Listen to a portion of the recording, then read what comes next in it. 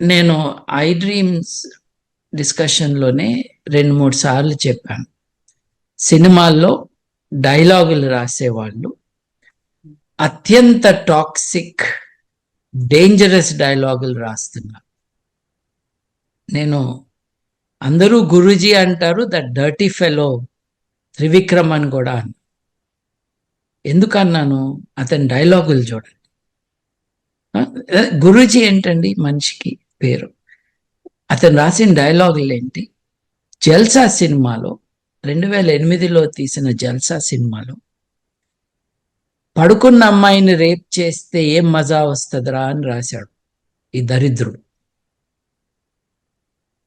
పడుకున్న అమ్మాయిని రేప్ చేస్తే ఏం మజా వస్తుందిరా, పరిగెత్తేటప్పుడు చెయ్యాలి అని అని రాసిన వాడు గురూజీనా? ఏం తెలుస్తుంది మనకి దీనివల్ల ఈ సినిమా ఫీల్డ్ గురించి? మీరే చెప్పండి. నేను లిజెండ్ అంటూ సొంత డబ్బా కొట్టుకుంటూ తిరిగేవాడు హీరోయిన్ ని సెట్ మీద కొట్టాడంట.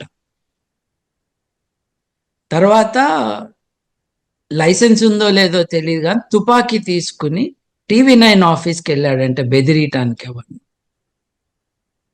ఇది ఒక స్టోరీగా చెప్పుకుంటున్నారండి. ఇది నేరాలు ఘోరాల్లో రిపోర్ట్ కావాలి.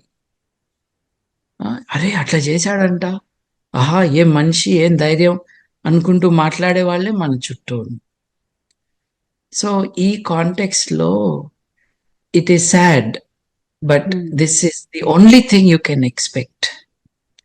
ఇంకోటి, తెలుగు సమాజము ప్రేక్షక సమాజం. అది సినిమా అవ్వచ్చు, నేరాలు అవ్వచ్చు, ఏదైనా అవ్వచ్చు. వాళ్ళు టీవీ పెట్టుకుని ఓ 2 గంటలు చూసేసి పడుకునే రకాలు తెలుగు జాతి.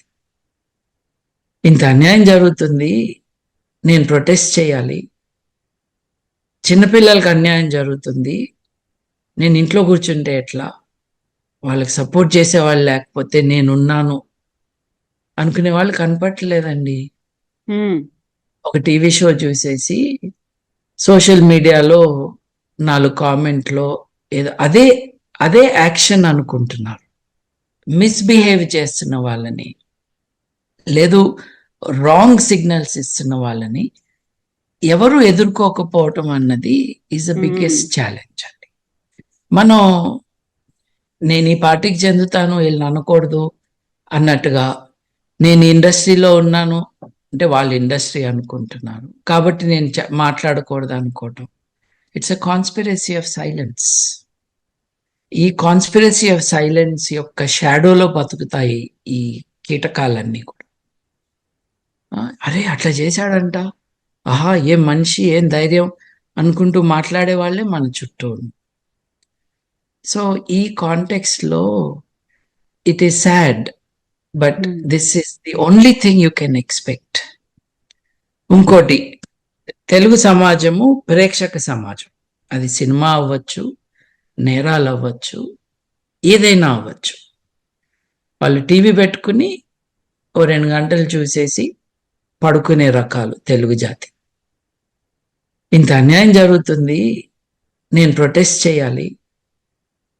చిన్నపిల్లలకు అన్యాయం జరుగుతుంది, నేను ఇంట్లో కూర్చుంటే ఎట్లా, వాళ్ళకి సపోర్ట్ చేసేవాళ్ళు లేకపోతే నేనున్నాను అనుకునే వాళ్ళు కనపట్టలేదండి. ఒక టీవీ షో చూసేసి సోషల్ మీడియాలో 4 కామెంట్లో ఏదో అదే యాక్షన్ అనుకుంటున్నారు. సమాజాలు మారేది ఎలా? సమాజం పైన దృష్టి సారిస్తే మారుతాయి. ఇప్పుడు చూడండి, లడ్డు గోల చాలా చూస్తున్నాము.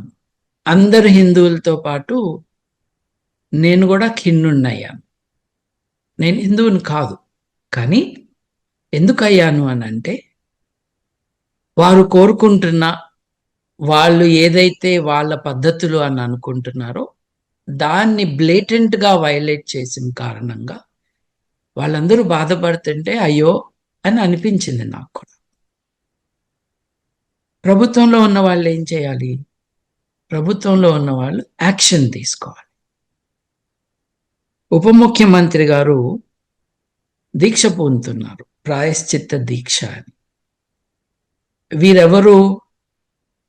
జల్సా సినిమాలో ఆడవారిని రేపు ఎలా చేయాలో చెప్పిన, డైలాగ్ చెప్పిన పవన్ కళ్యాణ్ గారు.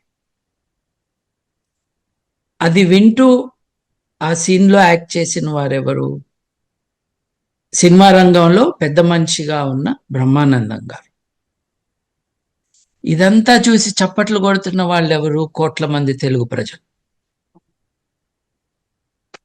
ఈ కల్చర్ ఏదైతే ఉందో, బ్యాక్వర్డ్ లో కల్చర్, దీన్ని మనం అడ్రస్ చేయాలి. ఫలానా వాళ్ళు మాట్లాడలేదా, ఫలానా వాళ్ళు మాట్లాడారా అని ఎప్పుడు వెతుక్కోగలమంటే అట్లా మాట్లాడే ఒక కల్చర్ ఉన్నప్పుడు. లేదు కదండి. ఇప్పుడు నాకు సినిమాలంటే ఎక్కువ పరిచయం లేదు. I make it very clear, I'm not part of mainstream cinema consumption or culture. ఒకప్పుడు నేను సినిమాలకి రివ్యూలు రాసేవాడిని న్యూస్ పేపర్స్కి. But that time is gone and those films were not Indian films. French, German సినిమాలు. ఫ్రెంచ్ సినిమాలో Gerard Depardieu అని చాలా ఫేమస్ ఎక్స్ట్రాడినరీ యాక్టర్, ఆయన మీద రేప్ అలిగేషన్స్ వచ్చినాయి. బెల్జియం పారిపోయి కూర్చున్నాడు అక్కడ. ట్యాక్స్ కారణాల వల్ల వెళ్ళానన్నాడు, కానీ పోలీసులు పిలుస్తారేమో అని భయం వేసి అక్కడ ఉన్నాడు. ఇంకొక అతను, forget his name, American actor, అతని మీద పీడోఫీలియా కేసు ఉందని స్విట్జర్లాండ్ లో దాక్కుని ఉన్నాడు. సో ఈ రంగంలో మటుకు సెక్షువల్ ఎక్స్ప్లాయిటేషన్ అన్నది, అబ్యూజ్ అన్నది చాలా ఉందండి. కానీ నేను చూసింది ఏంటంటే, as I said, I don't know enough. నేను ఒక అవుట్ సైడర్గా చూస్తున్నది ఏంటంటే, 1970s 1980s వరకు సినిమా రంగంలో ఈ టైప్ ఆఫ్ ఎక్స్ప్లాయిటేషన్ ఉండేది కాదేమో. తెలుగు సినిమా రంగంలో ఎగ్జాంపుల్, తెలుగు సినిమా రంగంలో ఎఫైర్స్ ఉండేవి. ఒక హీరో, ఒక హీరోయిన్. ఆ సినిమాల్లో కూడా ఎఫైర్లే కదండి. హీరోకి 2 భార్యలు, కర్చీఫ్లు పట్టుకున్న ఆడవాళ్ళు వెళ్ళి ఒక భార్యకి కష్టమైతే ఏడవటం సినిమాల్లో. ఒక వెరీ బ్యాక్వర్డ్ కల్చరల్ సిచ్యువేషన్. కానీ to come to the main point, this is not about the audience, this is about the field. పెద్ద సినిమా యాక్టర్లు ఎవరినైతే హీరోలుగా అందరూ పరిగణిస్తారో వారికి ఇంకెవరో ఆడవాళ్ళతో సంబంధాలు ఉన్నాయేమో, కానీ కనిపించిన ప్రతి యంగ్స్టర్ని బెడ్రూమ్లోకి తీసుకెళ్లాలని హీరోలను మనం చూడమండి. లేదు, వారి గురించి ఎవరు రాయలేదు.